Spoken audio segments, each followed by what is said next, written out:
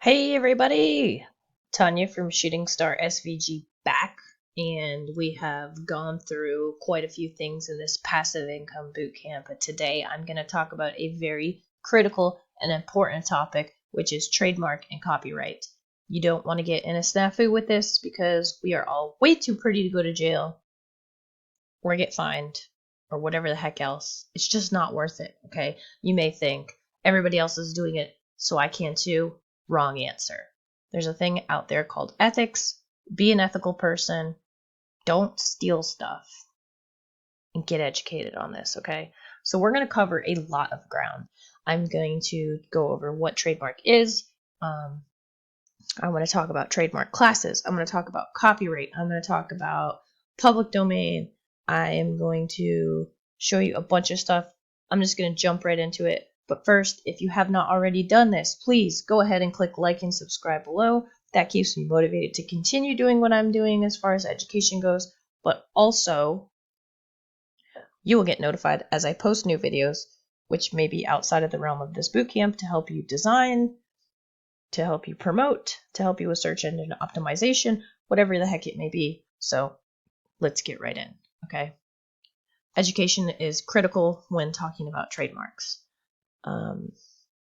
Basically, a trademark, as defined right here, is a symbol, word, or words legally registered or established by use as representing a company or product, okay? This is kind of vague. I think the fallacy now with the USPTO is that, and people in general, is that trademarks represent brands, okay? It's entirely different from copyright. Copyrights will protect original works of authorship, including graphic design. So there's another thing called the Digital Millennium Copyright Act, the DMCA, but I'm not going to go through that right now. That'll be at another time. Google it if you need to. It's important. That will help protect you. But back to the point of trademarks, they represent brands, okay? They define and protect brands. So I always tell people think of common items in your household, right? Ziploc bags, right? If you say, hey, get me a plastic bag, you say, hey, grab me a Ziploc. It doesn't matter if it's the generic Walmart brand or the actual name brand. Same thing with Velcro and Superglue and Duracell and Xerox. I mean, they crushed it with the trademark. People even still use it now. Just keep in mind that the trademark represents you, and a lot of the times new shops starting out will get bullied into thinking something is trademarked and that you have to take your listing down. Make sure you do your research, get on tests, determine their exact trademark terms, and go from there. Feel free to reach out to me if you need any help with that, okay? So it's important to note that trademarks fall into different class types, okay? There are a lot of different trademark classes. I'm going to go through the list in just a minute, but the point of this is that one company could trademark, and this is my example here, the word obsession for one class and another company for another class, okay? So in this case here, the top case, they have trademarked obsession for live rose plants, okay? So class 31. And then this one below here, they have trademarked it for golf clubs. And I can't see what that class is, but same word, two different classes because it represents the brand that this person is selling, okay? In our case as digital designers, especially if you're doing SVGs, you have to look at class 25 the most, which is clothing, okay? I had a listing taken down about 5 months ago on a trademark Girl Loves Christmas because I had a design that says this girl loves Christmas, and it was close enough to this class 25 that the admin team said, hey, this is violating trademark. And I didn't think that it was an issue, but to be safe, they went ahead and told me to take it down. Okay, so I have a list of classes that are linked in the blog posts, and you can go ahead and look through these. But again, we'll go down to class 25, and that is clothing and apparel products. Okay, but you also have to think of, like, if people are going to be using these on fabric, be careful that it's not trademarked under class 24, or, cards, greeting cards, which I think are in here. Paper and printed material products, right? And things of that nature. So you want to make sure that you're checking your classes when you're going through this, okay? When this all came about, somebody had passed the trademark dogs, and that word was going for class 25. And what that means is that you couldn't design a product that just said dogs on it, okay? That doesn't mean that if you say something that says, I love dogs, you would be okay. You're not creating any brand confusion, so you're not violating the trademark. However, what happens with some of these companies is they'll go trademark one simple phrase, which really in all technicality they're not supposed to do. And they'll go after these small people and say, I got a trademark on class 25 for dogs, so you're going to have to take down your design that says, I love dogs. Au contraire, this is not creating brand confusion because it doesn't just say dogs, okay?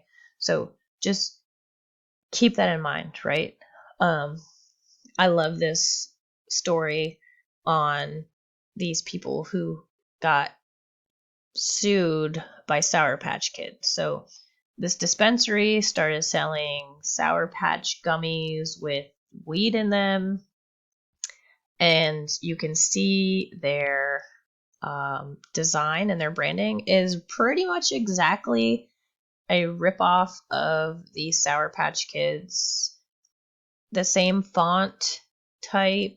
I mean, the same, you can see that little underneath on the A there. The same thing over here. They have their little weed design in the O where they have the little Sour Patch here, and like it is just copied. So this was a great example of brand confusion, and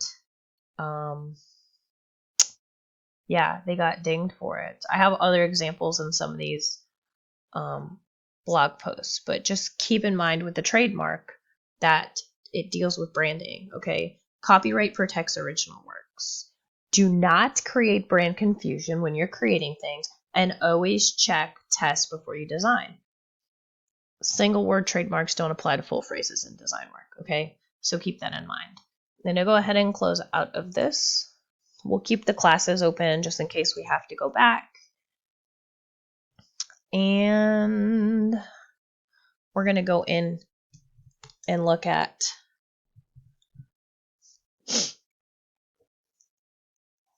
some of this. And this is just a basic blog post that has you link to the USPTO website, where they have a bunch of fact where you can read about this. But one thing I want to highlight is this group, this Facebook group here. And this Facebook group is called the Trademark Watchdawgs. If you are not a part of this group, I highly recommend getting into it. They basically are a group of people that help take down frivolous trademarks. So you can see here, Boy Mom has been trademarked. And the goal of this group is to file letters of protest before these things get passed through. Okay? And you can see Boy Mom is actually gaining some steam here because somebody has trademarked this and they are just going to town taking down a bunch of designs. Heathen is another one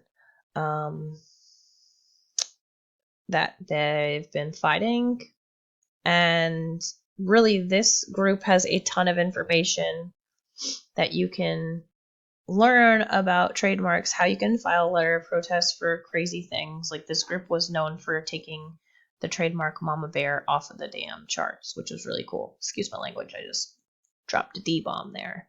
But, this will go through a video on how to use tests, but I'm going to go ahead and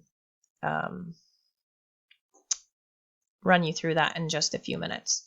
The biggest thing that you want to keep in mind when you're designing is just create everything from scratch, okay? You don't have any chance of infringing on someone else's work. Feel free to take inspiration from other people, but you don't have to worry about trademark if you're designing everything your own. If you're using quotes and phrases, you want to make sure that you're using tests. Ensure that your terms are in your item description as far as personal or commercial use goes, because that will protect you. Do not, by the love of God, ever pull images off of Google and trace them or clean them up, because you are stealing somebody else's work. And don't go buy a bunch of files from marketplaces and sell them as your own. And I will cover license types later on. But for now, I'm going to go ahead and close out on this one and get into public domain. Okay. I get a lot of questions about public domain, as far as like using different quotes from movies and speeches and things like that. So you want to be sure you understand the definition, right? Which is the state of belonging or being available to the public as a whole, and therefore not subject to copyright. Certain things are in the public domain, other things are not. It is primarily focused around creative works like stories and movies and music, and when they become public domain, their rights have either expired, been forfeit, waived, or be inapplicable. Any book published before 1924 is in the public domain. So if you want a really old book to use for quotes in a digital design, go for it. You can use stuff that's in the public domain and consider it a derivative work, so it's not a huge deal. But they go through 5 different things of what or why something is in the public domain. There's a list of popular books that are in the public domain, like The Wizard of Oz or A Christmas Carol, Wuthering Heights, Hamlet, things like that. If those books are in the public domain, you can use anything really from them. So, I mean, I know that, and I said it right here, so it's funny that I'm thinking about this, that the quote from Shakespeare, A Midsummer Night's Dream, though she be but little, she is fierce. I saw it everywhere, and I'm like, oh God, this has to be trademarked. I'm like, oh, it's in the public domain, right? So then I went and searched it on tests, and guess what? You were good. So you can do a basic Google search to determine what's in the public domain. Just be really careful when you're using things from movies and stuff like that, because you could have trademarks in the quote, and that's going to get you burnt. Okay, so that's a little bit on public domain. All right. So here we go. This one got a lot of attention back in July, because what happened was a girl that was selling items, and these were physical products, but it could apply to digital. She was making a killing, and these were Chanel knockoff clips and things of that nature. Well, I don't know if somebody reported her or what, but they done found out. And I posted this up on my Facebook group, and I have a link to it in this blog post, but it prompted me to really start digging into this trademark stuff. Missy Mayer has created an active trademark registration spreadsheet on Google Sheets, which I have here. And you can see that, I mean, again, it's not a definitive list, but these are ones that are fairly commonly used. And obviously these are single word ones. But like onesies, right? I did not know that this was a trademark, so I actually renamed all of my listings to remove tags that had onesies, and I put bodysuit or crawler in them because they will find you. And you know, you can see other things like kids and family. Like this list is really good. And she's constantly updating these based off of the Watchdawgs group and things that we can take down. But you know, you can see girl mom here and all of these different things, and it's just, I don't know, just really crazy to go through some of these. So I do highly suggest that you take a look at these lists, because that will help you, and go support Missy. She makes awesome fonts and I love her. So go support her if you can. But back to this post. basically what had happened was they didn't think that it would happen to them. They were a small business and somebody reported them. So I have a link to that post from my Facebook group, and it is quite a bit to read. But I mean, you can see that these are pretty serious allegations that, and you'll have to zoom in to read it. But basically, these are saying that all of the stuff that she created, you know, they need to relinquish. And you can see her stuff here.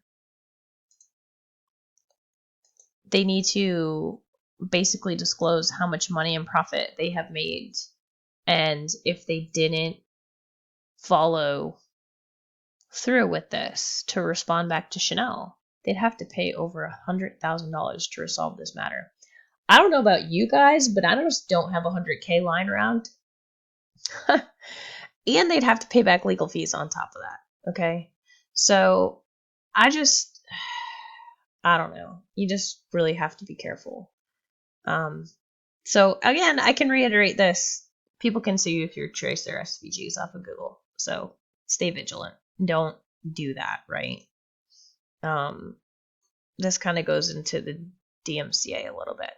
Don't think because other people are doing it, like, it's okay for you to do it. Okay? It's not. You're going to go to Etsy and you're going to see a ton of trademark stuff. And I can show you that right now, just so you can see. What the hell was I looking for earlier? All right. We're just going to type in Disney SVG and look at the madness. 32,000 results. You would think that Etsy would be all over this, right? They're not. I have no idea why. And this stuff just sells. You can see the prices are just so low. And I mean, it's everywhere. Marvel SVG, right? Don't even go there. They will find you. People will report you. And sometimes people, that's what they do, man. They'll come look on. Baby Yoda was a big thing. And a lot of, okay, so the results have dropped substantially. There's 950 results. A few weeks back, there was like a ridiculous amount of results. And that was due in part to Disney basically publishing an article that said, if y'all don't take this down, like, we're taking action. I guess it's because Etsy sellers got smart and they started releasing a bunch of Baby Yoda stuff before Disney did, and people were crushing it. So they were taking action on that. All right, so I'm just going to, because we're at like the 17-minute mark. And this, like I said, this is a lot of information. So I'm going to try to mark this video so you can like come back to certain sections like public domain and what's clear, whatever the heck else. This is the Trademark Electronic Search System, or TESS. And I'll just show you uspto.gov, how to get there.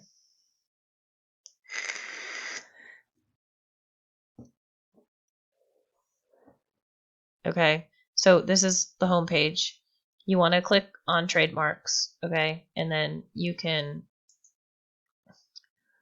go to search trademarks and then click on search our trademark database. I recommend that you just bookmark this, okay? Click on basic wordmark search. And here is very important. You want to make sure that whatever you're looking for is live. If it's dead, it's not out there anymore, you don't really have to worry. I'll do live and dead sometimes, but for the purposes of this, I will do Mama Bear because I know this one was taken down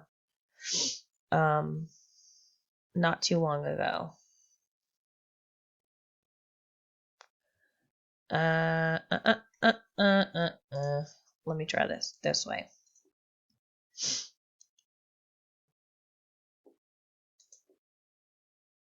Well, this one was for wood burning stoves. It can get a little bit complicated, right? Because if you do a search, let's see, live, laugh, love. I know that's trademarked. A bunch of stuff is going to come up. You want to look for things that have a register number because that means it is actually registered. If it's not registered, that means, and here we go, class 25, don't be using anything that says live, love, laugh, or whatever, because you can get sued by this degeneration company, wherever the heck they are. it was published for opposition, which means a letter of protest was filed against it. And I don't think anything has happened with the LOP because those get expensive if they're through and registered. I'll just type in that one that I told you about earlier. Girl loves Christmas. Okay. IC25 clothing. Neat Print Inc. Corporation owns this. Basically, you just want to type in what you're trying to design. I had a takedown for Lucky the other day for a class 25. That really irritated me. But it is what it is. And there's a lot of results for this, so I'm going to see if singular.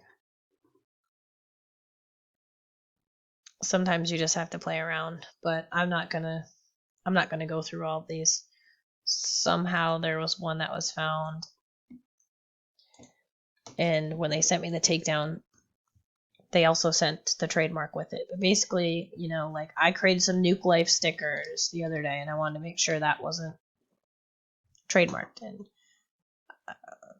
nothing came back on that, so it was safe. However, if you research Salt Life, which I know is a popular one, you can see that they have the Salt Life beer, which is what a lot of people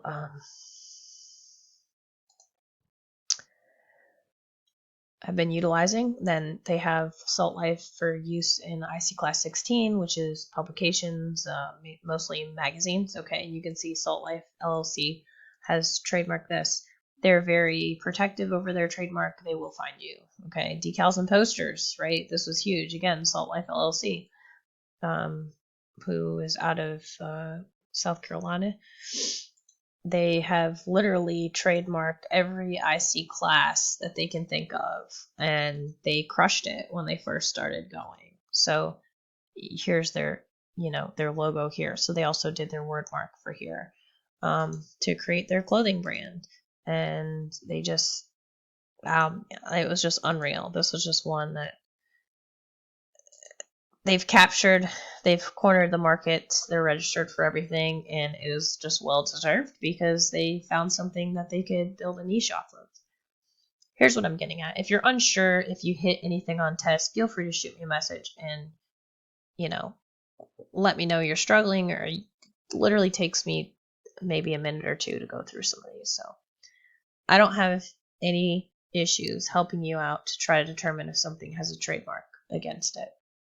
First, different classes. Keep in mind we're crafters, so we can use cut files for virtually anything. If I see something trademarked for any class, I really try not to mess with it at all. So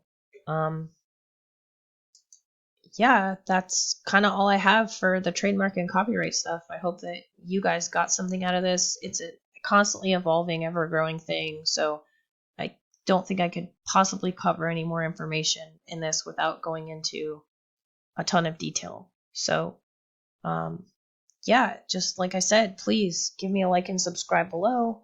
And that will help me continue to go through a lot of this stuff.